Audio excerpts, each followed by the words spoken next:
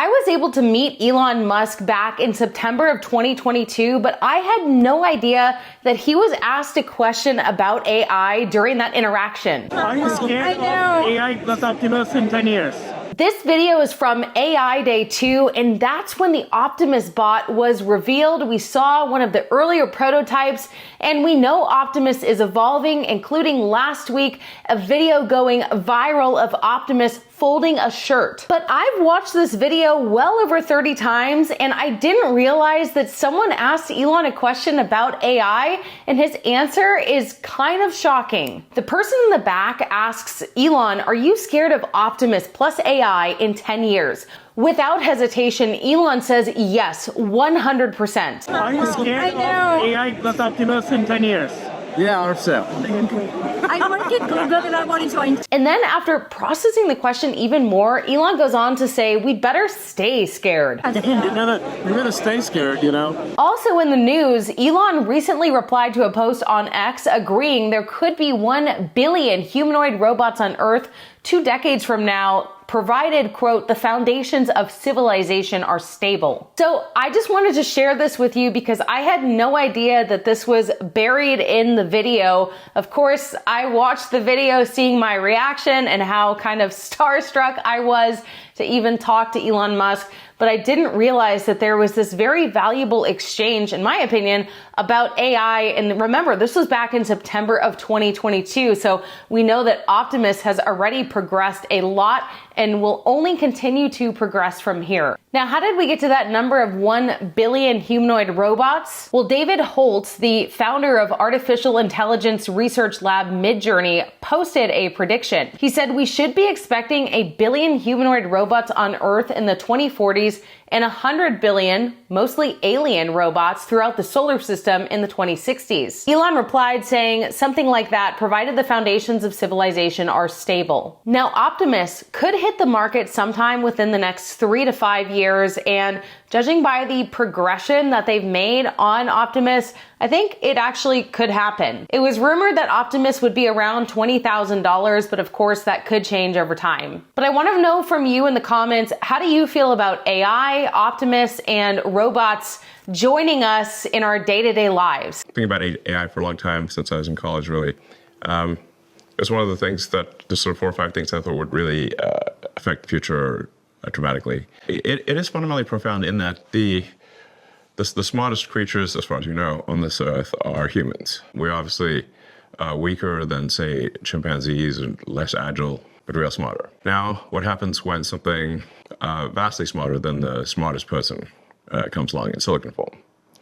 It's very difficult to predict what will happen in that circumstance. So I think we should be cautious with AI. I think there should be some government oversight because it affects it's a danger to the public. And so when you have things that are a danger to the public, we have these agencies to oversee things that affect the public, where there could be public harm. And you don't want companies cutting corners on safety and then having people suffer as a result. That's why I've actually for a long time been a strong advocate of AI regulation. It's really crazy when you stop and realize how fast this takeover and adaptation is happening and how it's almost hard to notice it at first because a bunch of people are, for example, hopping on a trend to buy a TikTok filter that AI photoshops your photos, and everyone's doing this yearbook Photoshop. But this is just one small example of AI in our everyday lives, completely transforming how we live, making things a lot quicker, a lot more instant gratification with AI.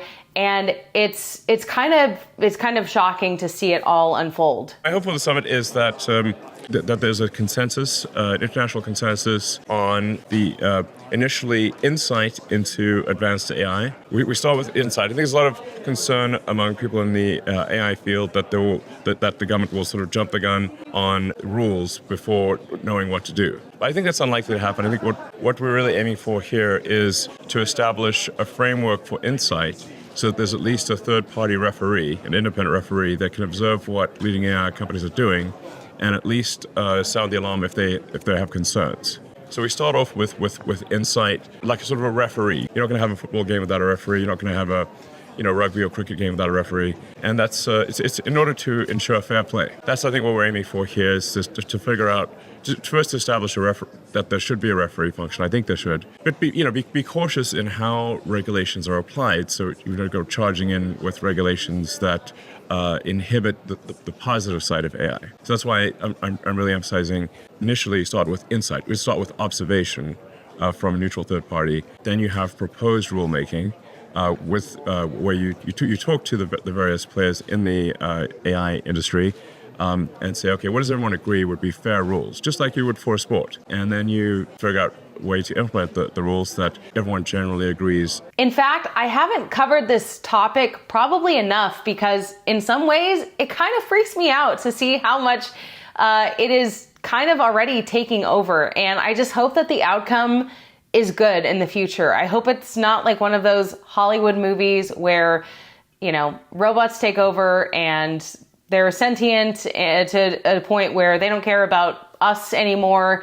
But I guess time will tell. But if Elon Musk says we should stay scared... We're going to stay scared, that is like way above my pay grade. I am really happy that he is working on his own humanoid robots such as Tesla Bot, and I'm really glad that at least some of AI is in his hands because I think that he has humanity's best interest in mind. Anyway, I thought that I would revisit this clip because it's just so strange how you can see the same picture or video several times and then just notice something out of the blue.